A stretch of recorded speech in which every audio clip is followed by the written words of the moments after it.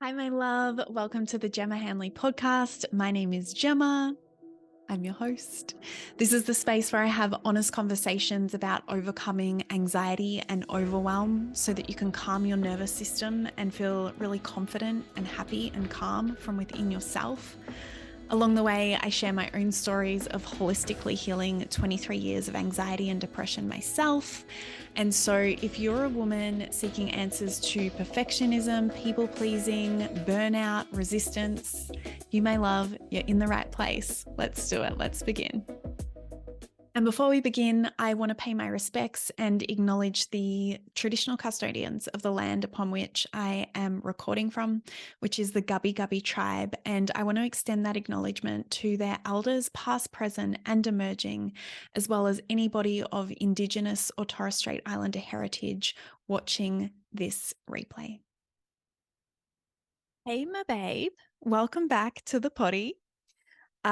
The topic I'm going to speak into this week was actually stimulated or prompted from a conversation in my WhatsApp voice messaging with one of my beautiful one-to-one clients who was asking me about her experiences with interrupted sleep that she's been moving through. And I think I actually even reflected back to her, oh my gosh, I need to create a podcast episode on this. We need to have a resource in one place that offers this information and offers this value so that it's accessible. Because when we're not sleeping, we do not fucking feel good, right? And I've had a lot of experience with this throughout my life and my own healing as well. Some of you may know that chronic fatigue was a huge part of my past. And for those of you who have not experienced chronic fatigue, it's often like quite unknown that includes a lot of insomnia. It doesn't, in fact, I was going to say, it doesn't mean that you just need to sleep all the time. It in fact means you really struggle with sleep. And so I learned a lot about sleep hygiene, for lack of a better word, sleep routines, what works, what doesn't work. And naturally, because I am just obsessed with the space of human psychology and emotions and self-connection, I definitely got super curious about how emotions play into interrupted sleep. And so that's the conversation we're going to have.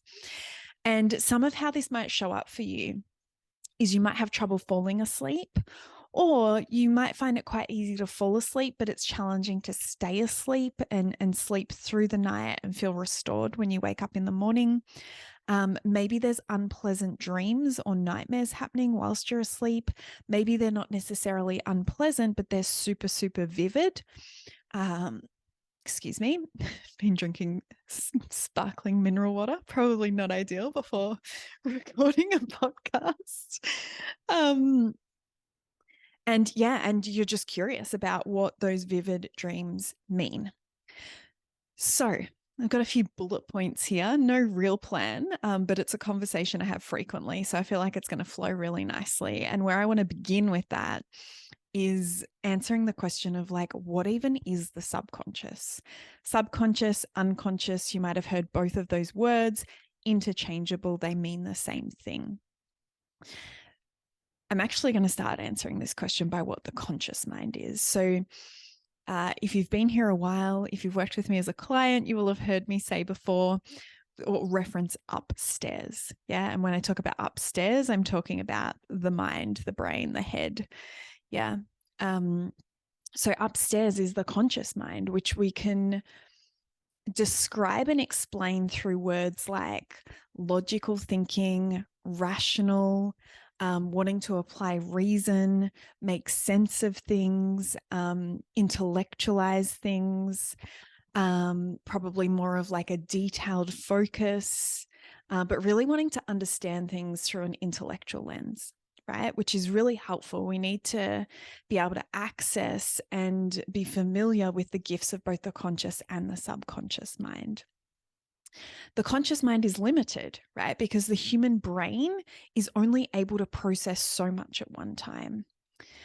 The subconscious is unlimited. Yeah, it is the home to all of our memories, all of our emotions, all of our feelings, all of the experiences we've had throughout our entire life, and even in the womb and before that. Yeah, things that have been passed down genealogically, or even past lives as well. And because the conscious mind is limited, there's only so much of that we have access to at any one point in time.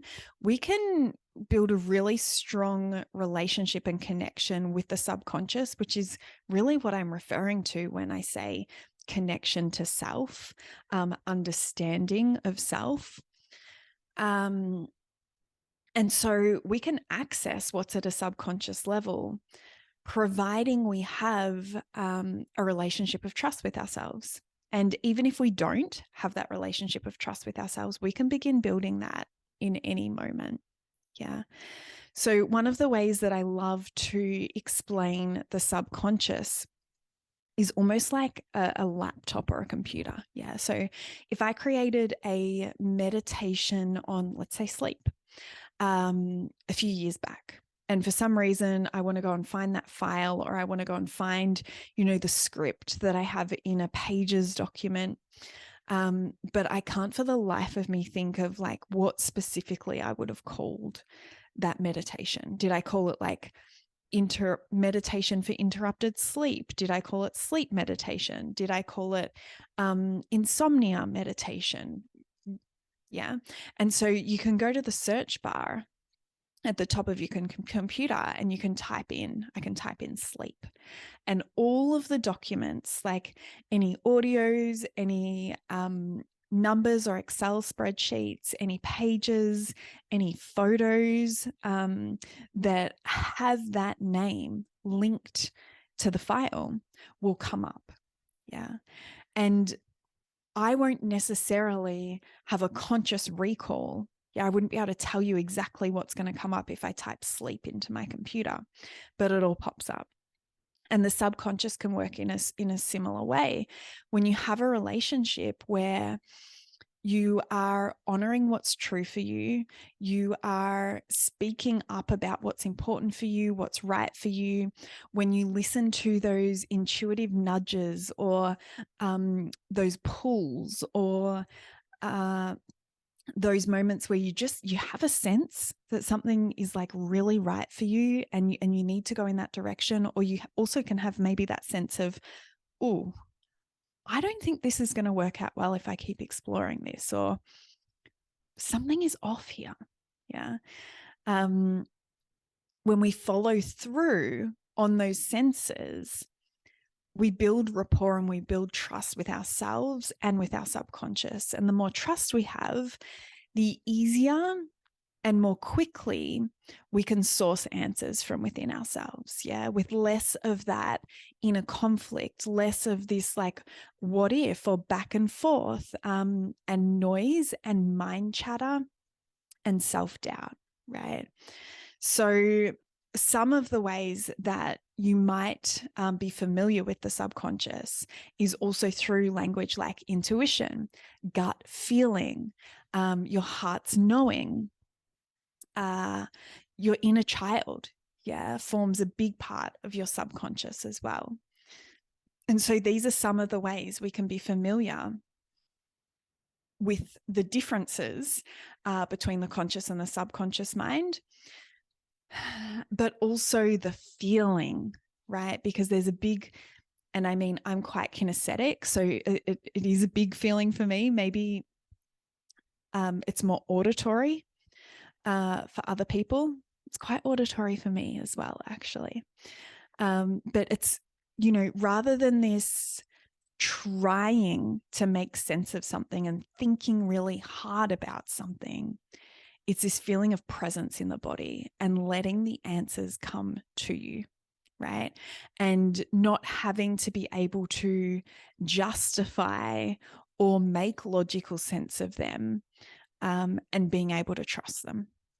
And this builds over time, right? The more that you experiment, the more that you follow through, the more that you give your subconscious an opportunity to lead in how you're living your life, the more evidence you get to build for how rewarding that can be and how freaking powerful your internal read is. Yeah, when you drop into the body and that gut feeling or that intuition is what you allow to take the lead in how you're living your life. So that's what the subconscious is. I'm going to begin explaining to you why it's relevant to this conversation and why it's important. I'm going to link this into the 4 different types of brainwaves, that we all have. So we have the beta brainwaves, which is when we're most alert, where our brain is most active, we're most awake. And an example of that is me sitting here right now having this conversation with you. The next level of brainwaves is the alpha brainwaves, right? And so you may have heard these referred to in terms of like a light meditation, or a deep feeling of calm. Yeah, but for the most point, you're still awake and you're still quite alert. And we can actually drop in and out and in between the beta and the alpha brainwaves without too much awareness, like without noticing it too much throughout the day as well. The third type of brainwaves we experience are the theta brainwaves. This is where deep healing takes place. And it's where you drop into in a very deep meditation, maybe in hypnosis as well. It can be that feeling where, maybe you're sitting on public transport, or maybe you're the passenger in a car, or maybe you're even, just having an afternoon relax, and you might have your legs up against the wall, or you might be in Shavasana at the end of a yoga class. And it's that feeling maybe of like your head rolling down and then it wakes you up. Or you've got this very subtle reference to what's happening in the background noise around you, but you're definitely not fully there in the room. And then we have the delta brainwaves, which is the dream state and the deep sleep state. Yeah. And so we all pass through the alpha and the theta brainwaves, going to sleep, going to a deep sleep, and then coming out of a deep sleep as well. So hypnosis, if you've ever received hypnotherapy or listened to a hypnosis audio, that will have the ability to drop you down into the theta brainwaves as well. The reason I'm sharing this is to share with you, where the subconscious is most active, because it becomes most active as we move down through those brainwaves towards sleep and to deep sleep. So typically in the theta and the delta brainwaves. And this is important because this is the conversation that we're going to have, right? The subconscious also loves to communicate with us through symbols. And one of the ways it does that is through our dreams. Yeah. So when we are wondering, what does this dream mean? Or why am I having these dreams? Or why is this unpleasant dream or nightmare showing up? It just allows, when we're aware that the subconscious is most active there, and that it's wanting to communicate to us. And that can be maybe sometimes in a really direct way, but in other times it might be in a more subtle, like tricky symbolic way. That helps us. It gives us a starting point to bring more curiosity. The other thing that I love to talk about with the subconscious and sleep, and I think is really going to land for any of you that have trouble falling asleep and have trouble staying asleep, is that when we're going to sleep, it is the part of the day where we are least willing to distract ourselves, to avoid whatever is present. Part of that is purely because we want to go to sleep. And so we know if we're on a screen, or if we're exercising, or if we're eating food, or if we're working, we can't simultaneously go to sleep, right? And so inherent in that is there's less distractions involved at that time of our day. It also happens to be the time of day where we're probably, whether we like it or not, most present and most alone with whatever is happening internally for us. Yeah, whether that's a really loud mind, whether it's negative self-talk, whether it is a nervous system that is overstimulated from what if thinking, or from the stresses that are taking place and playing out in life. Yeah. And so part of what you might even notice or begin to notice as I'm sharing this is that the distractions and the avoidance might even begin to wind down, but still be present, like around the time that you actually want to be going to bed, but you're not, right? So if you know that bedtime for you is like 9 p.m. and you just find that it's really hard to find that you're actually in bed at that time, is there maybe a reason or an experience as to why you might want to avoid being alone with yourself? Or and it's like such a deeper layer of being alone with yourself when it's being alone with yourself in the dark and in silence as well, right? So if we have gone throughout the day distracting ourselves, overworking, overstimulated, haven't created the space and time, one, just for our brains to integrate everything we've been exposed to, everything that we're learning, everything that we're holding, yeah, all the things on our to-do list, all the running around, all the navigating as we're driving. The brain and your body is going to demand that time when you're trying to fall asleep. And then if we add to that what will be true for most women, particularly if you're listening to this podcast, I imagine, there's going to be these unprocessed emotions. Yeah. And probably a nervous system that has maybe behind the scenes of your priorities in that day has been asking for regulation. Yeah. Emotions that have been asking to be recognized, to be felt, to be understood so that they can move through you and release. Yeah. And so if the first time that we fully stop and allow space for that integration to happen, for that regulation to have its space, and those emotions to really be felt through the body as sensations, for sure, like it makes sense, right? That's going to cause some issues with falling asleep. And maybe we're so exhausted that we drift off. But then we end up waking up through the night as well, right? So what I would love to do in this conversation is, I've explained a lot about what is happening when we're having issues with sleep, right?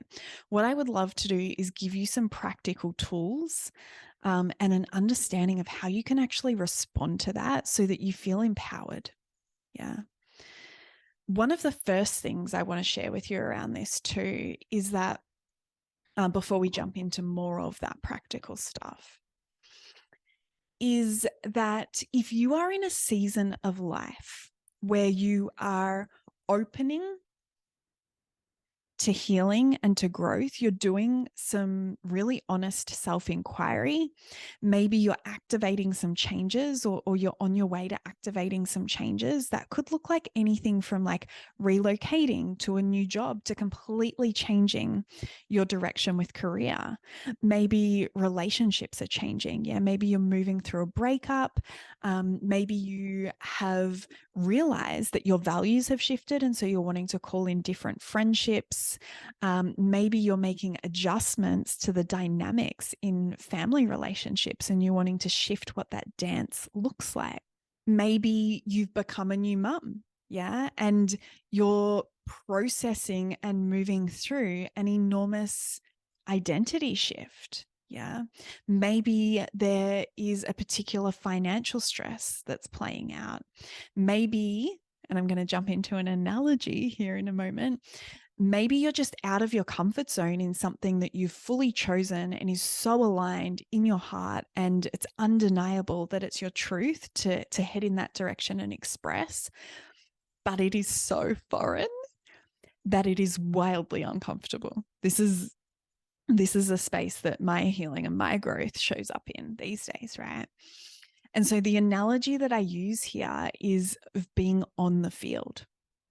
So I want you to imagine, like, whether it's like, I like the analogy of a football field. So I want you to imagine like a grass field that's relatively like an oval shape, and it's got the white ring like line painted around the outskirts, which indicates, if someone, a player, is on the field or off the field, right? And so when we are stepping into change, whether that is something that we feel like has been chosen for us by life, God, universe, source, spirit, whatever lands for you, which could look like maybe a loss of a loved one. It could look like illness, dis-ease in the body. It could look like a relationship ending. Yeah.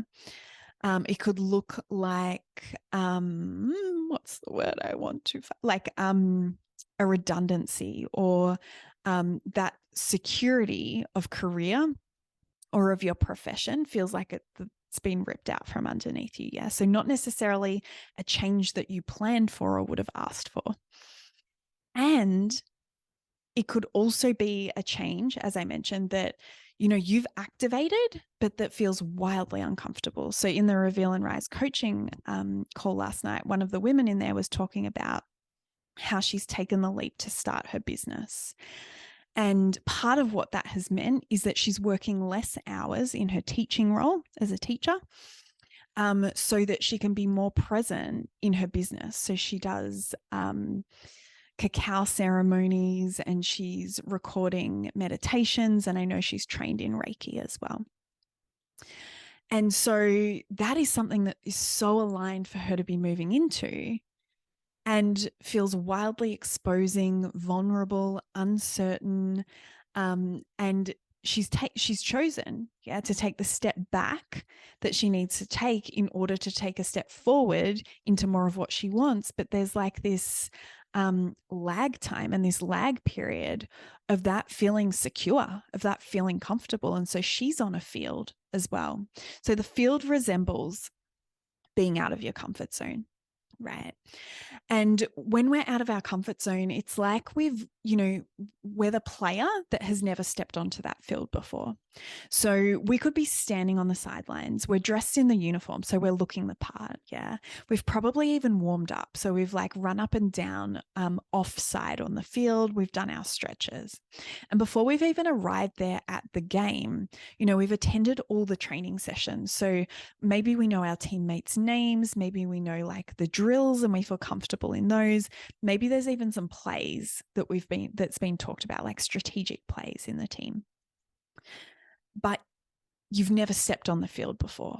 Yeah. And I love the off-field analogy of that preparedness as part of the woman who, and I'm going on a bit of a tangent here, which I do, but as the woman who has gathered so much self-awareness but hasn't activated any like real embodiment or implementation or steps forward or change that would see her actually step onto the field of living life differently with the awareness that she's gathered.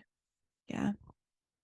And so when we're out of our comfort zone, it's like we're stepping onto this field for the first time, and it feels wildly exposing, so vulnerable. Yeah. To the point where rather than us stepping on as a player, the experience internally might almost be that like we're playing this role of unchosen streaker, like running across the field. And it's like, what am I doing? Like, is this like, how did I think this was a good idea? And like, is there any reward to doing this? And like, what is going on? Right? That's the feeling. in our nervous system and internally, and even some of the self-talk that's happening, even though you're actually in reality stepping on the field as a player. And you step on this field and, all of a sudden it's like, hang on a minute, like which direction is even like my team's goals? And all of a sudden, before you know it, like a ball's heading in your direction. Yeah. So a team player's kicked it to you and it's coming in your direction and you've fumbled and you've dropped it.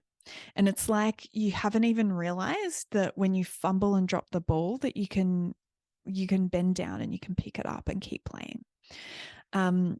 And so someone comes along and they've tackled you to the ground, yeah, and you're down and you're in the mud and you're in the dirt and you're in the mess, yeah. And for that moment, you're like, oh, like what?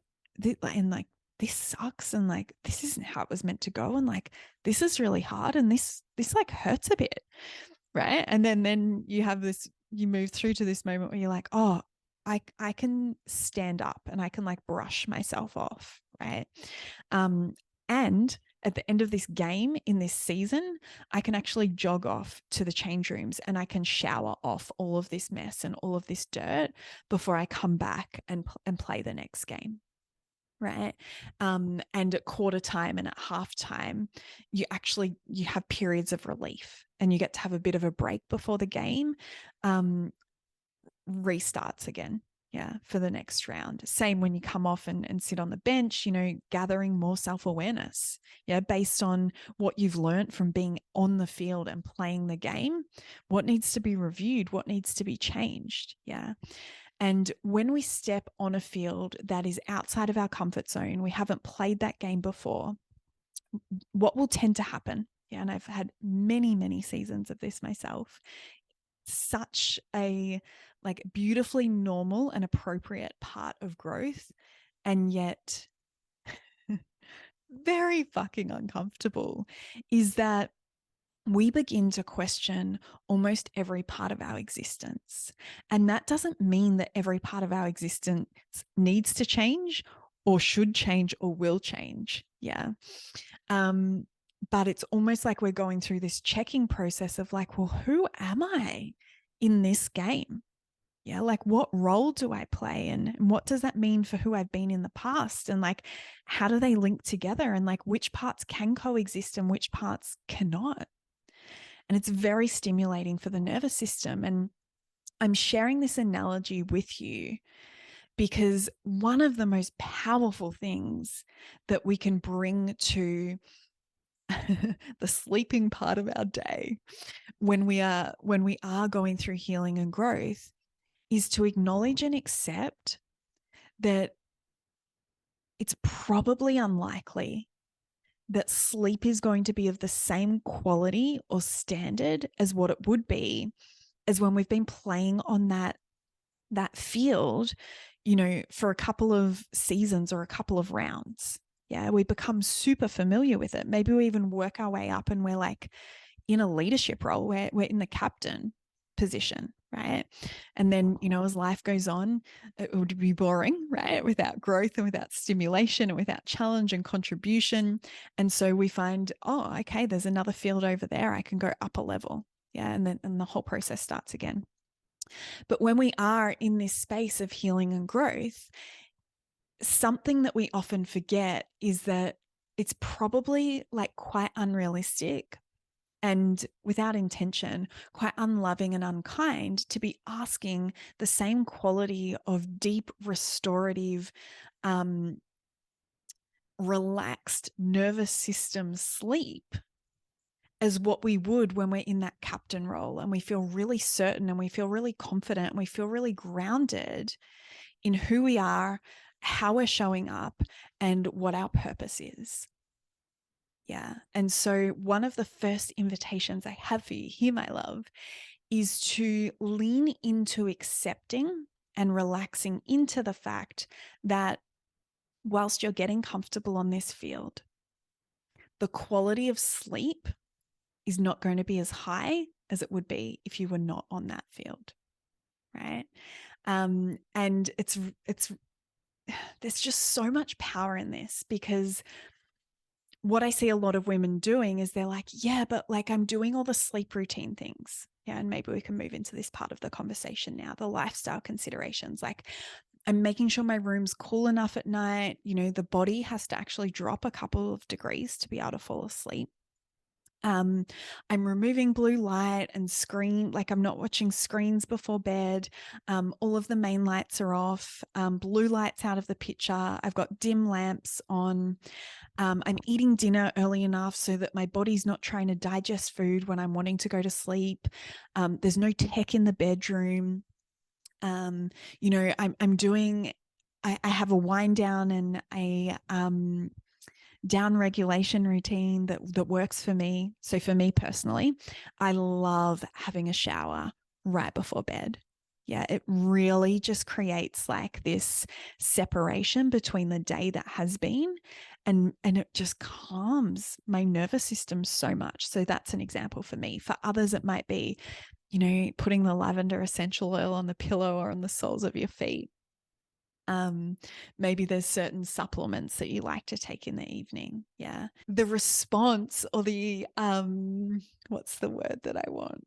The result that you get from that when you're newly on a field versus really, really comfortable on a field and maybe even looking for the next field because you're so comfortable and confident on it.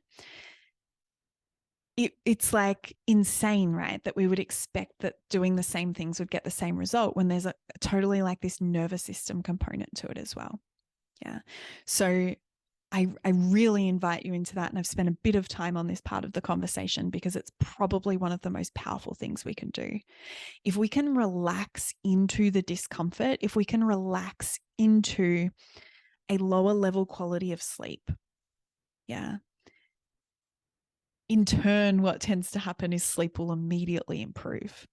Yeah, because we're not trying to like fight against it or control it or like figure out what the fuck is going on here. Yeah, and becoming obsessed with it. We can just relax into it. So that's, you know, in explaining that, I've kind of spoken into one of the practical tools I wanted to give you there around lifestyle considerations. I'll share with you a little bit of a quirky story of mine, which actually goes into the next practical tip that I want to give you. One of the things I love doing after I have a shower is I love going and like laying in bed. I'm ready to go to bed. This is like as I'm going to bed. And I love laying on my back, and I love laying on my back with a pillow like over my core and down towards my legs. So there's like a little bit of weight on top of my body. None of this is intentional, by the way. I'm just like, this is interesting. I seem to do this as a bit of a ritual or routine. I also have a sun lamp. Yeah. Because I don't have it's got like I needed an alarm clock because I flight mode my phone every night. And for the most part, it's out of the room. But because I do live on my own, sometimes it'll just feel better for me that the phone is in my room, even though it's on flight mode, just in case I need anything or need someone. And so I have this sun lamp that when the alarm goes off in the morning, it plays like ocean sounds and nature sounds, and it slowly lights up the room. Not that I need it now living in Queensland, but slowly lights up the room over like a half-hour period and mimics like the sun coming up. So it's a really gentle, nice way to wake up. And so it's also just like a really nice warm glow before bed. And so something I love doing is laying on my back and just leaving this space open for my brain to do that processing that I spoke about earlier. Yeah. For, you know, if there's any like conflict or any emotions, space for them to be felt. Maybe I'll do some journaling. Maybe I will sit up and have a conversation with my inner child, or let any emotions that are there be felt through me. If there's anger, yeah, I might do some punching or like some silent screaming, yeah, or noisy screaming into a pillow.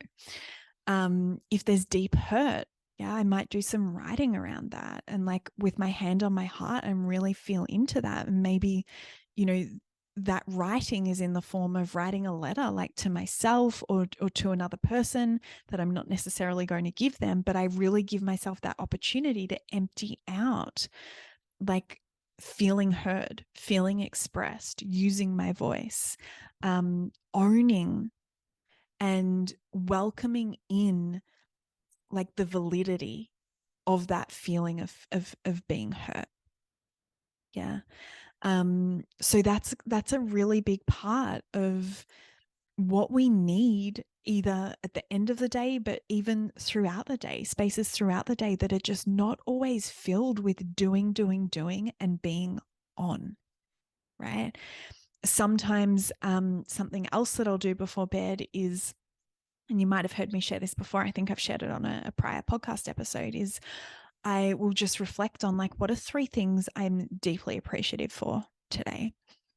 What are 3 things that I'm really proud that I've achieved today and that I've moved through today? And what are 3 things that I love about myself? And I always make sure I pick at least one of them that is about my physical body. Yeah, so it's another way of doing reflection. More recently, and this is an interesting one actually, and it shows where we're at. But more recently, I've just been picking up a book, and like the only intention is to read 3 or 4 pages, and I'm really enjoying that. And it's something that's very cool is it's influencing my dreams. So I'm very intentional about the content I'm consuming immediately before going to sleep as well. Right? Because our subconscious is moving into more of those brain waves where it is more active. My God, there's so many places I want to take this conversation right now. So funny. I thought this was going to be a quick 20-30 minute maximum podcast episode. Let's see how we go. It's Friday night. I'm sitting here. I've got the time. Where I wanted to go next with that is sometimes I'll sit down to read the book and I'll just be staring at the words on the page and they just will not go into my brain. Yeah, no matter how much I try and concentrate. That is a beautiful sign that your brain is requesting space to integrate and process information in the day. And I don't mean information in the book you're trying to read. Yeah. Like process intellectual things throughout the day, but also there might be something beginning to come up from a subconscious level that is asking for your loving attention. Yeah. Here's a little tangent that I didn't plan on including in this podcast episode, but I just want to speak about it because it links in. Something I've also done in the past when I'm working on healing and growth and I'm feeling really confused or I'm feeling really stuck, unable to understand a certain thing that is causing pain or where I feel blocked in getting more of what I want or moving towards a desire, is before bed, I will create an intentional ritual of self-connection. Yeah, that can look as simple as taking some mindful breaths and placing your hands on the skin of your body, like connecting skin to skin with your body. And I will request my subconscious to please show me in the form of a dream, what is it that I'm missing? What is it that I need to see? What is it that's really important for me to know so that I can continue moving forward in the direction I want to go? And part of what I'm asking for there, and part of that request, is the full body readiness and willingness to hear whatever it is. Yeah. If there is an energetic behind that request to your subconscious of like, yeah, like show me, but don't show me that because I don't want to know about that. Or like, don't show me this because like I can't really be bothered dealing with that. Not going to work. And this is why I say pain is so important and it works so well for us because, you know, depending on what stage of your healing and growth you're in, it will be essential for you to arrive at a really high level of pain before you are willing, like that full body readiness to be like, whatever it is, bring it. Like, whatever it is, show me because I don't want to stay where I am. Yeah. It's going to be painful to move through what this healing looks like and what this growth is going to ask of me, but I will be moving through it and I will be coming out the other side of it versus it is very fucking painful where I am right now. And the thought of this being the rest of my existence is not something I'm available for, right? And so it's something that I've done right before bed and has worked beautifully for me. And I've seen things in my dreams, whether symbolic or more direct, and I've been able to journal on that when I wake up and collect information and listen and keep hearing the messages from my subconscious, and not necessarily take any one thing to be black and white, but to continue connecting, continue asking, like over a period of time, whether that's a week or a couple of weeks, and then recording that information in one place, like a journal, and then starting to look for, like, what's the theme underneath all of these things I'm being shown, right? Because often, what we think is the problem is not actually the problem. So we might think that a relationship's a problem and it has to end, right? But if we look at all the areas where we're feeling constricted, or where we're feeling reactive, or where we're feeling triggered, or where we're feeling bothered or irritated over a week or a 2-week period, and get really honest about that, maybe in that specific relationship, then it goes from like a black and white surface level problem of, I don't think this relationship's going to work for me, I'm going to have to leave, or this person has to change, to, oh my gosh, like I can really clearly see what pattern is playing out here, what my need is, what I would need to ask for, what would need to be different. Maybe it won't be different, but now I have the information I need to step into my power and curiously try a few different things here, gather even more information now that I have an understanding. But I've also done that in the middle of the day, in a bath as well, right? So it's really powerful stuff. And I'm going to move into now the last practical tip that I want to give you. And this is, like, I've left it last intentionally. This is something that has worked every single time for me.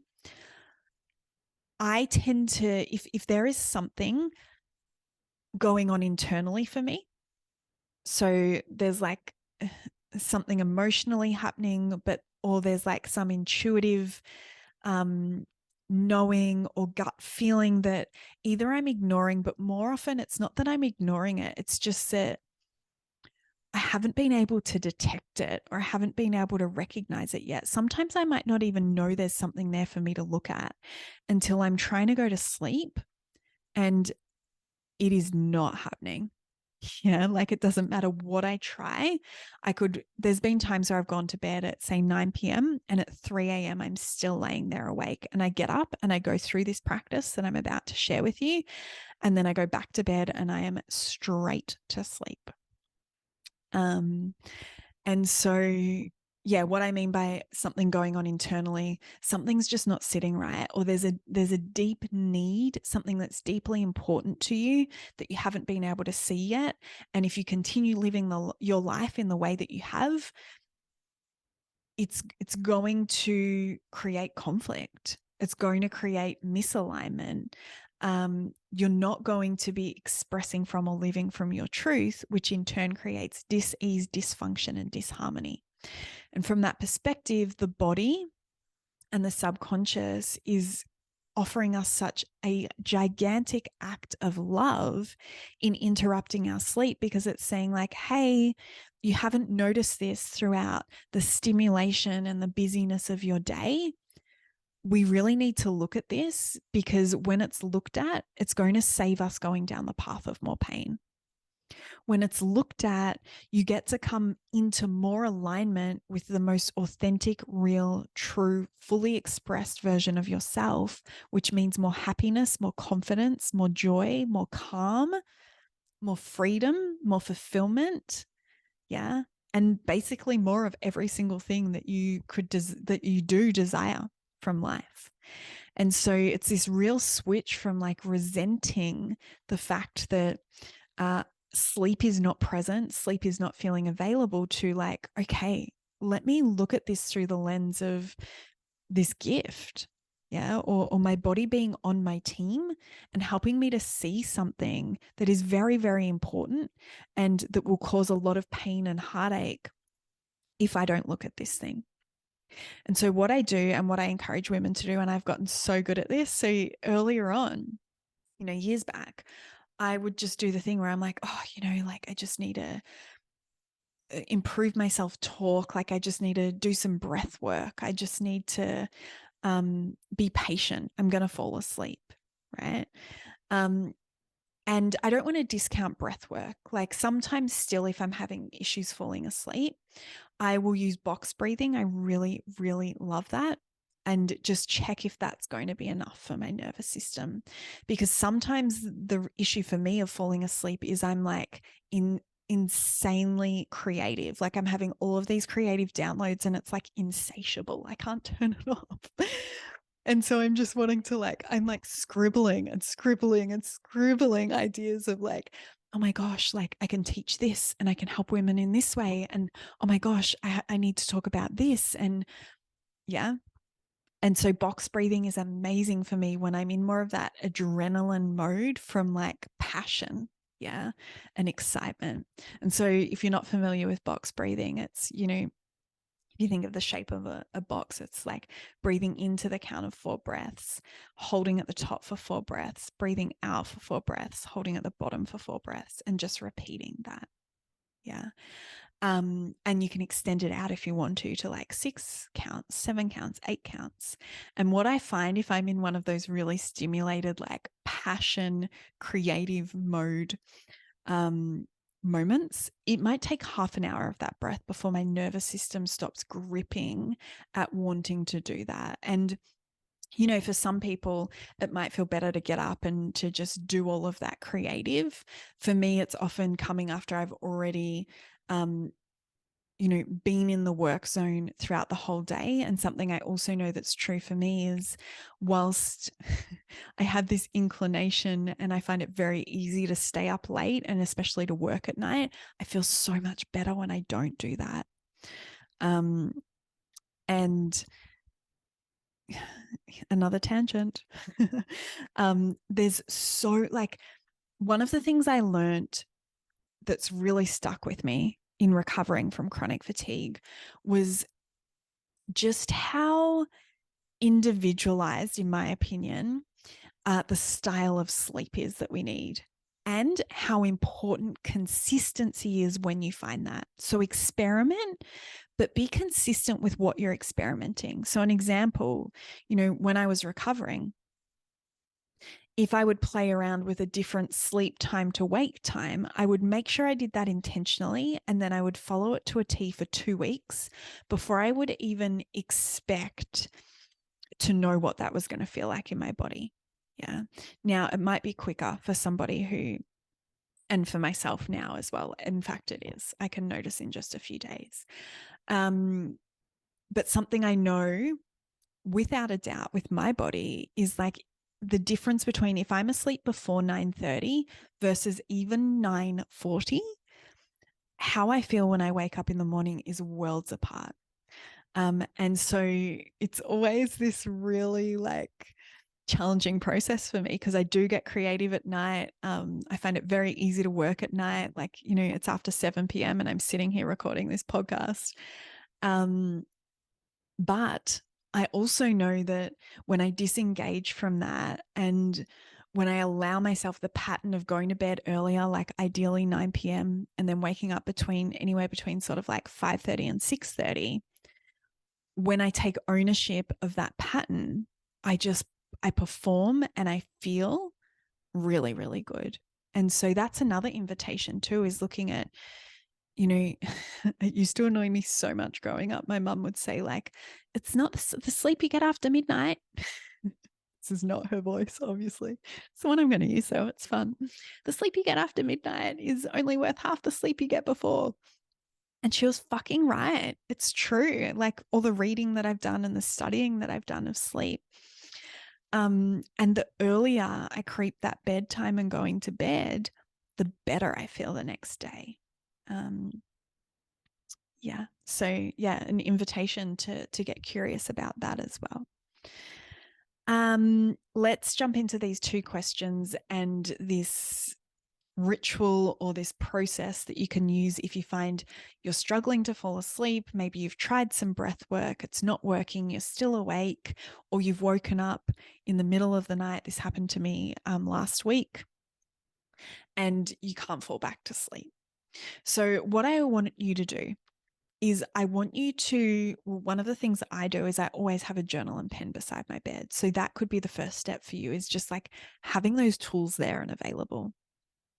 Then I also have, like, in my bathroom, I just have a salt lamp. So like really, really muted lighting. In my bedroom, I have the sun lamp, and I don't have a partner sleeping beside me right now. So, one of the bonuses of that is I don't need to leave the bedroom. Yeah, I just sit up in bed and I would just use a really, really dim light. But, in times when I have been in relationship, I will just go out into the lounge room and I will have made sure, just as a lifestyle choice, there's really dim lighting in that space as well.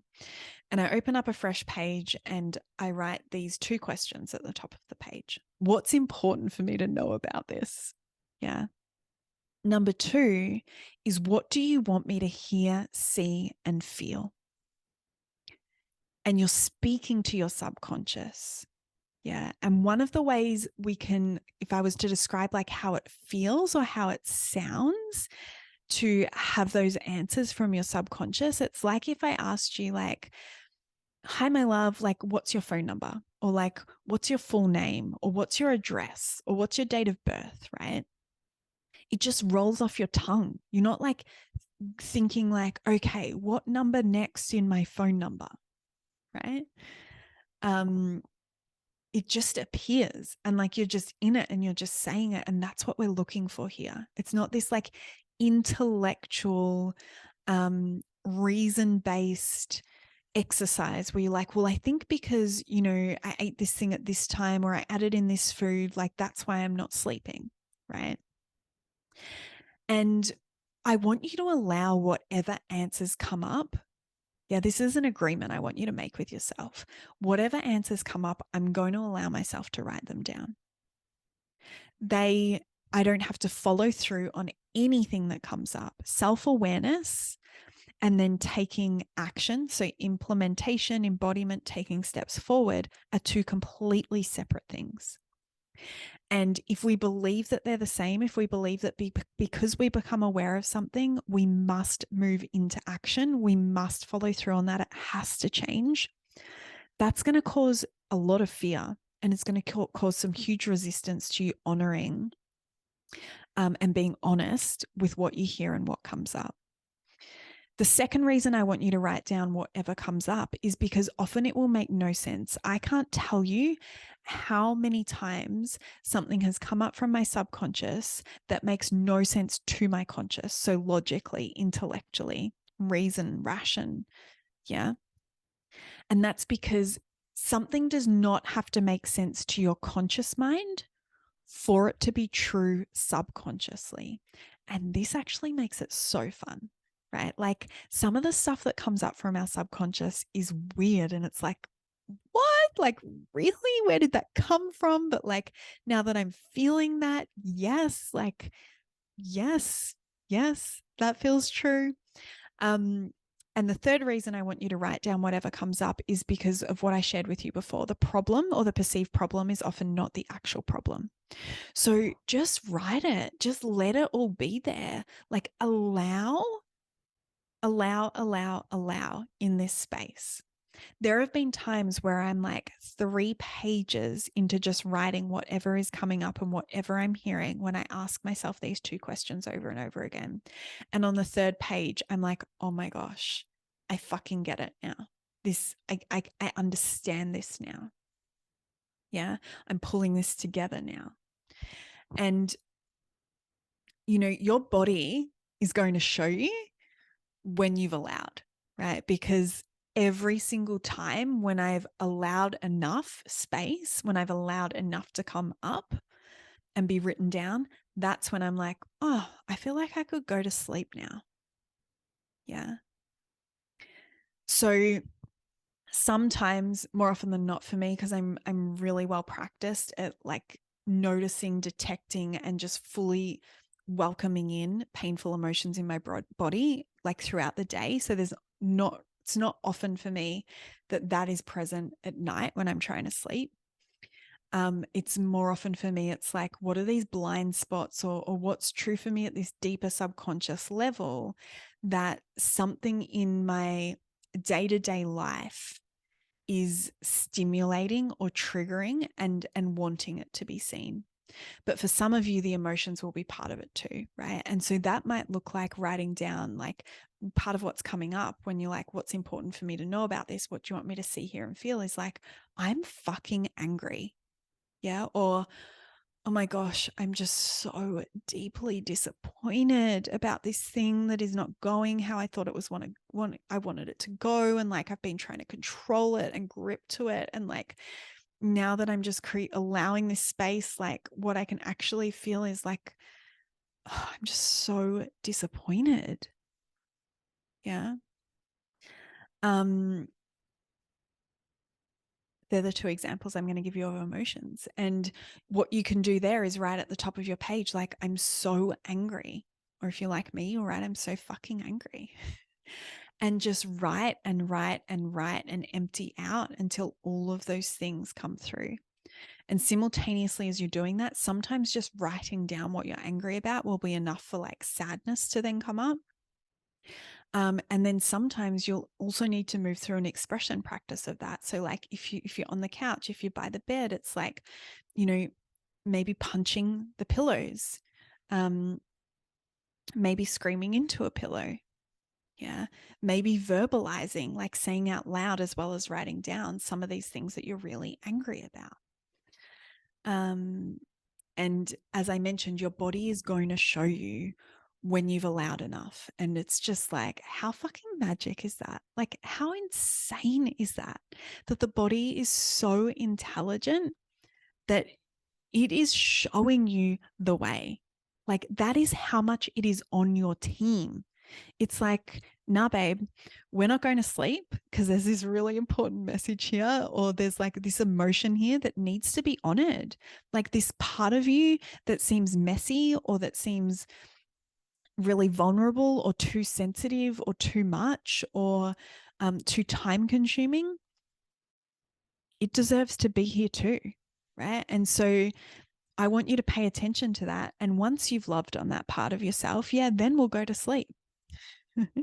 Because you're brilliant, you're capable, you're intelligent, you're beautiful, you're sexy, you're amazing in your confidence, in your happiness, in your joy, in your states of calm and flow and ease, and in all states other than that as well. When you feel like things are falling apart, when you feel like you're failing, when you feel like you're in the mess, when you feel like you're fucking up, when you feel like, you're embarrassed or you're ashamed,